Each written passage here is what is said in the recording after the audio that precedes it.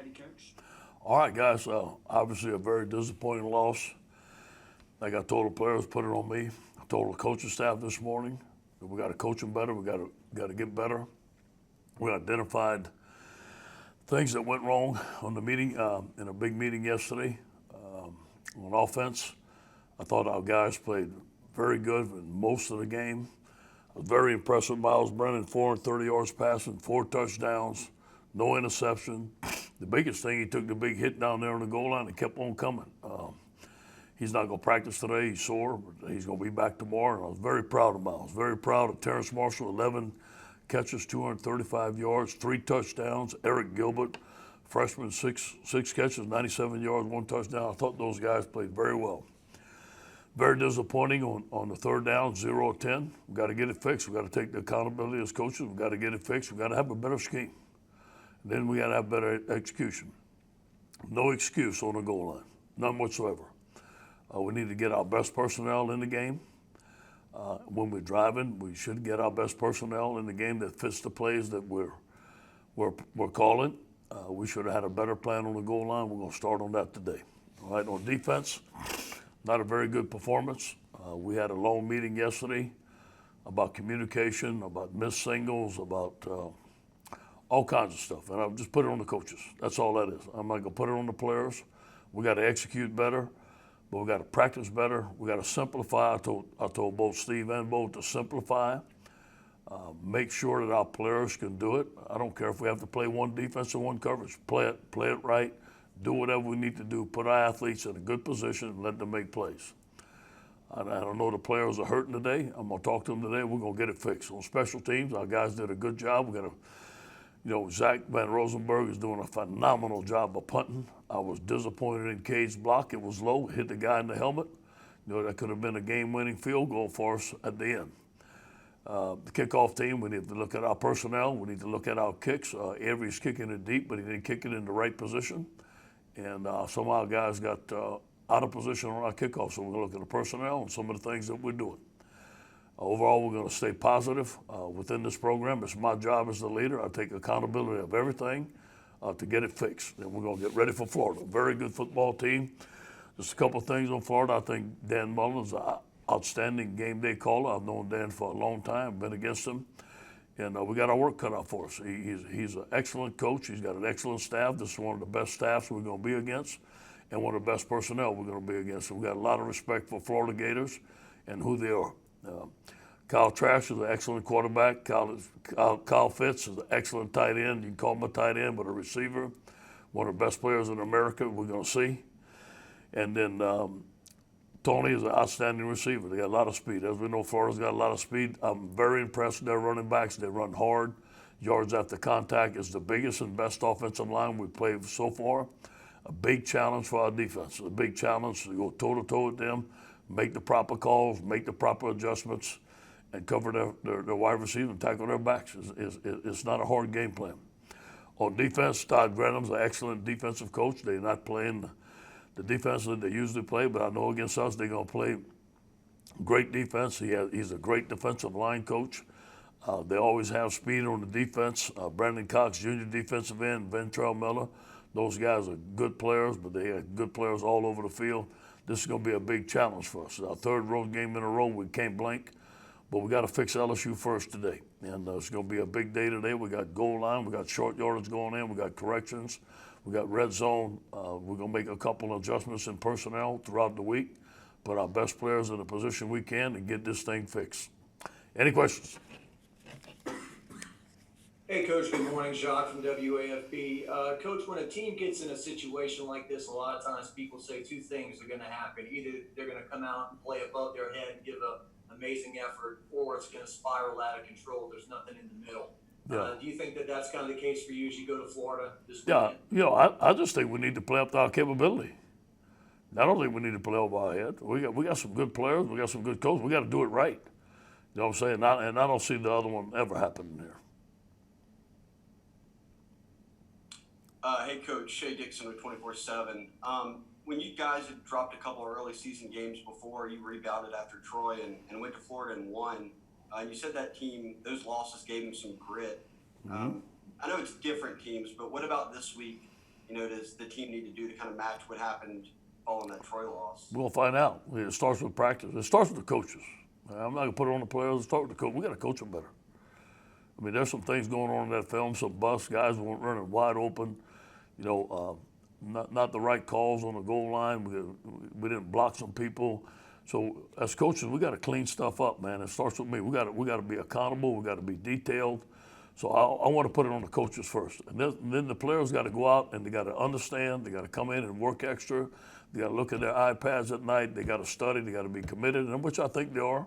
And we got to make sure that they understand the game plan that we want them to execute, and for them to go out and execute. That's all that is. Hey, Coach Jared Joseph, Fox 44. I know last year when the defense had struggled against Ole Miss, y'all simplified it and it kind of rebounded. Are there some parallels from last year having that turnaround to what could happen with simplifying this year? Yeah, well, I hope so. And we're definitely going to simplify. There's no question about that. And I'm gonna make sure that any defense is called. Bo's gonna call the defense, but I'm gonna make sure anyone that's called that we run it right all week, and our guys understand it. If we don't understand it, we're not running it. Hey Ed, first I just want to ask. I don't think we saw Abduike on Saturday. What's his status right now? And then also, I guess for someone like me who doesn't really understand, I guess would you say it was just too complicated and guys weren't really understanding, or what is the problem exactly? So what was the first thing you said, Brody? I don't think we saw Abduike at all Saturday. What's his status right now? Yeah, I think you're gonna see him more this week. He didn't have a good week against the zone team. The first week got cut out his gap. This was a big stretch team, so we wanted to put some maybe a little quicker speed in there. But he's going to be on second team this week. He's going to play a little bit more. I do believe that there was some complicated stuff going on. I do believe there was some miscommunication going on. Guys were out of position. Guys didn't play stuff right. We go back in the second half. We said we're going to blitz more. We had a blitz coming from the field. We had a miscommunication. They let the receiver go right down the field. That's on us. That's on the coaching staff. We got to make sure our guys know everything that we're going to do. If not, we're not going to run it. Coach, obviously, a lot of us have made note of the fact that you said in the offseason that the defense looked better than it did at any point last year. What were you seeing in practice that you liked, and what has not translated to the field in these games? Yeah, I saw a defense with a lot of pressure. I saw a defense running around, making plays, eliminating explosive plays. That's why I said it. So I know some of you have tried to burn me on that. I get that. It ain't no big deal. But that's what I saw, and I told the truth. I didn't think we played great defense last year.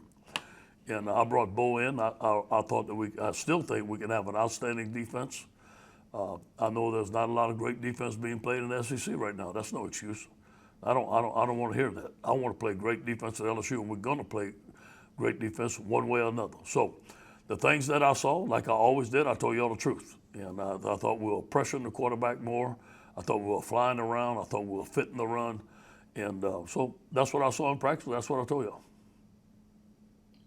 Hey, Ed Wilson, Alexander from the Advocate. Moving just a little bit to the Florida side of things, you mentioned, I think, Kyle Pitts has had such a great start to the year, their tight end. Would y'all consider moving Derek inside to cover him, or would it still be like on a linebacker safety? What's sort of the approach when it comes to covering a guy? Yeah, that we're still early in the game plan, but, a guy like that, you may have to double him. You may have to put Stingley on him. But what happens is when he lines up on tight end and he lines up in a lot of places, you get a lot of misalignments and you got a lot of confusion. So I think that I don't know if that's a possibility. If it is, I'm not going to say it. You know what I'm saying? So, but he warrants that. He warrants putting your best player on him. He warrants double teams. He's that good. Shifting over to offense a little bit, you mentioned those third downs. I mean, what is the kind of common thing that you noticed that maybe is not working there? Is it getting to third down the plays beforehand? I mean, what did you all kind of review there? First of all, we're getting behind the chains on first down. We got to run the ball better.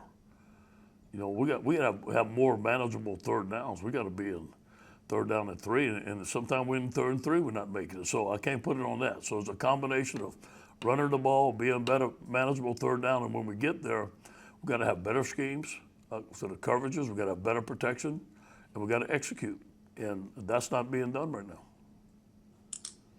Hey, good afternoon. Matt Moscona, ESPN Baton Rouge. You mentioned just a second ago about defenses struggling in the SEC as a whole. I know you're not making excuses, but is there something you're seeing as a common underline? Is it just that offenses are getting better, or is there something common underline that's causing defenses to really struggle right now? I haven't studied anybody well enough, Matt, to tell you that. To be honest, I don't get to watch a lot of games, but I see the scores. I did watch some of the Alabama Ole Miss game when I got home, and I saw, both defenses struggling on both sides, and that let me know that offenses are changing. Man, it's basketball on grass. I think it has a lot to do with the offensive schemes, but that doesn't mean we still can't play great defense. Now, guys are going to score points, but I think that when you play a good defense, you make it hard for them to go down the field. All these explosive plays have to stop, and that's either mismatches by the calls or missed assignments. Coach, Amos from WWL, but you mentioned the defense and the guys being out of position, but is there some things you've seen from that unit that you can build on? I mean, obviously we see the guys forcing turnovers and making plays at times. What can you build on? Thank you, Amos. Thanks for bringing some positivity. Appreciate that. And really, we're +6 in the turnover ratio. Man, we're +6 in the turnover ratio. We scored 41 points. We need to win the game. Okay, so there's a lot of good things. Our guys are causing turnovers. Our guys are going after the football, just like I saw all camp. Our guys are rushing the passer. We're putting pressure on the passer. So those are some good things. Those are the things that we have to build upon. I really think that we've beaten ourselves. I think when you look at the film, it's not the other team that beat us, we beat ourselves. Hey, Coach, Ed in New Orleans here. Good afternoon. A couple of questions, if I could, please. Do you think that the fix on defense is going to be easy or difficult? And two, I went back and looked at the tape, and there was a lot of those runs where the backs weren't even getting contact until they got to the second level. What can you do to fix that specifically? Okay, first of all, I think the first question, I think it's somewhere in between. I think that first of all, we have to simplify and put our players in the best position we can be. And I think when you do that, our players are going to make plays. So I think it's somewhere in between. It's not as difficult as it may look, but it's not easy. I think it's somewhere in the middle. And it just starts with us. It starts with coaching. Second of all, they're running a lot of counter plays, all right? And sometimes we're spilling that, and the linebacker was going too wide, and the defensive tackle, the end was supposed to shove him down the line and let the linebacker come free. He wasn't getting that done. His eyes were in the backfield. Poor fundamentals. So there's some things that you saw there. We're going to make some personnel changes, maybe get some bigger defensive linemen in there that we can play the run better. Obviously, I think our pass rush is pretty good right now, but we got to be able to stop the run better. I think it's all about playing bigger guys up front and playing better technique.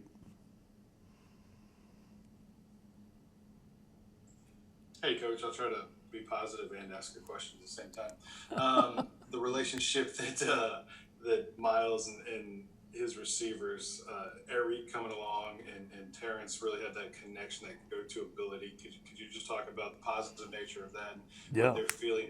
But then also the linebackers in coverage. Again, that's just something that I wonder about. Is Jacoby better served, maybe not playing as close to the line as he has been? Is there a compromise there that you see? Yeah, first of all, very proud of Miles and his receivers. And, going into the season, that was the big question mark. Well, I think he's answered that. And the 3 games that he has, he's played pretty darn good. He's gotten better every week. So I'm really proud of him. I'm most proud of him taking that hit on the sideline and coming back. You know what I'm saying? The question was he tough enough to take a hit? I thought he was, but I always said we've got to wait in the game to see if he can do it. And he came back. He stepped up in the pocket. He made great decisions. And, the receivers like Terrence Marshall and Eric Gilbert, those guys are answering the bell. I think they're playing very well, okay? Jacoby Stevens did have some miscues. We're trying to find him the best place to play. Jacoby's an outstanding rusher. That's one of his best attributes. Last year we rushed him. We had a defense called Saw Dog, and he was playing like outside linebacker, and that's where he was most effective. I had a meeting with him today. He knows there's some things that he has to work on. I had a meeting with the coaches. They know that we need to put him in better positions for him to make plays. and use the talents that he has.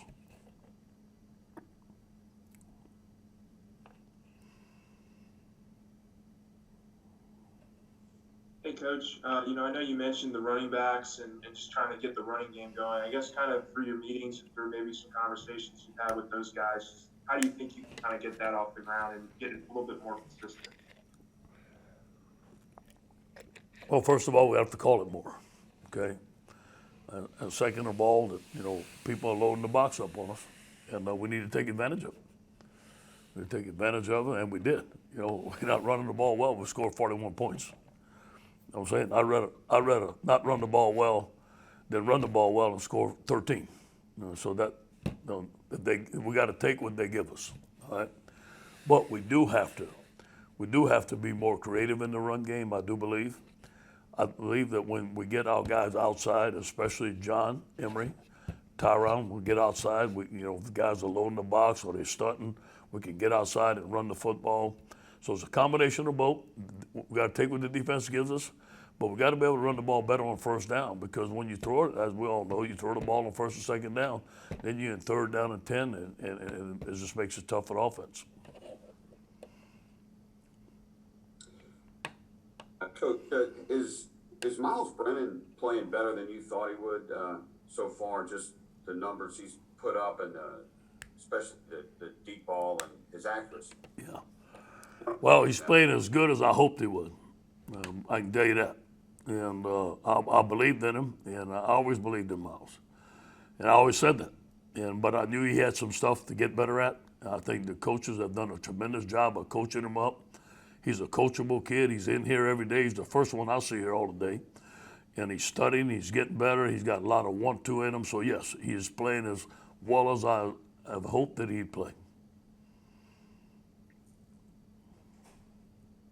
Ed, you mentioned the possible personnel changes on defensive end, meeting with Jacoby Stevens. I mean, all the meetings you guys had yesterday, how much different can this defense look in the weeks to come?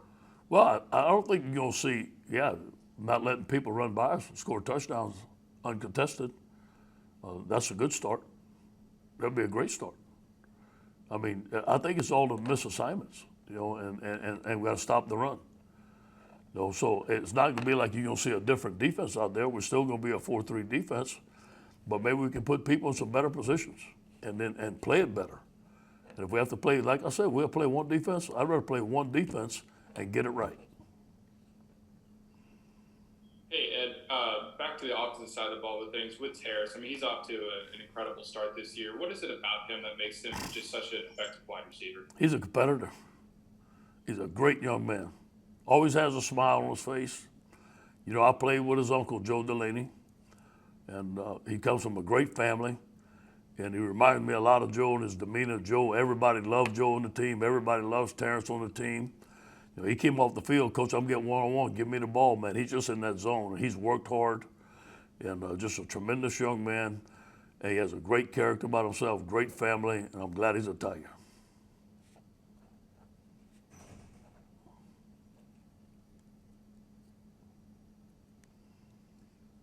Coach, was Derek Stingley not 100% as the game went on? No, he